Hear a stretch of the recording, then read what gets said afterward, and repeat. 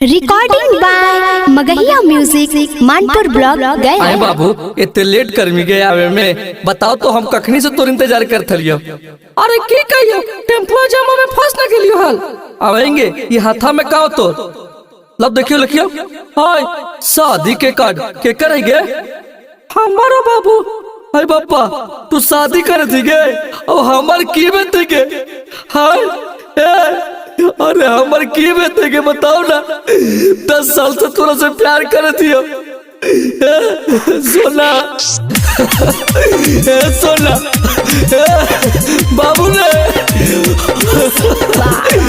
हमरा good morning के बोलते बाबू तू चल भी ससुरा जा लगे नी सासुरा गे छाउड़ी में हादी लगा के हाथे गोड़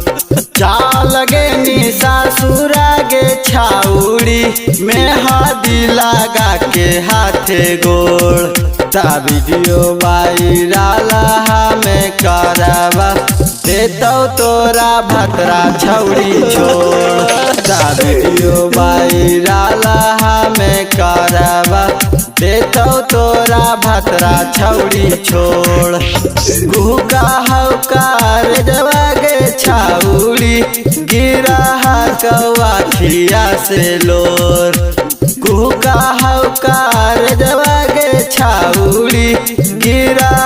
कौआ खिया से लोर ता वीडियो वायरल हमें करवा देतो तोरा भतरा छौड़ी छोड़ ता वीडियो वायरल हमें करवा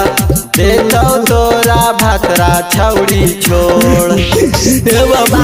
बाबू रे बाबू बाबू बोल रे बोल बाबू ये सब झूठो बाबू बोल रे सुना अरे कैसे भी बतौला बिना रे हमनी के रहे छौड़ी बचपन वाला प्यार गे देनी दिलावा में लोहा वाला तार गे बाबू बोल कौची गलती हो लोग हमनी के रहे छौड़ी बचपन वाला प्यार गे गोपा देनी दिलावा में लोहा वाला तार गे याद बढ़िया गे छौड़ी जे मिलो हानि पिपारा के ओर याद बढ़िया गे छौड़ी जे मिलो हानि पिपारा के ओर ता वीडियो वायरल हमें करवा देतो तोरा भतरा छौड़ी छोड़ ता वीडियो वायरल हमें करवा देतो तोरा भतरा छौड़ी छोड़। बाबू रे नाची पे बतौला बिना सोना देखिए तो डोली उठतो ना तो हमारा आरती उठतो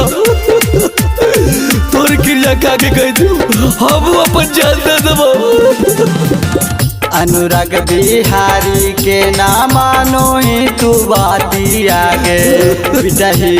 दुआरा पर बैठी हमें छाती आगे बाबू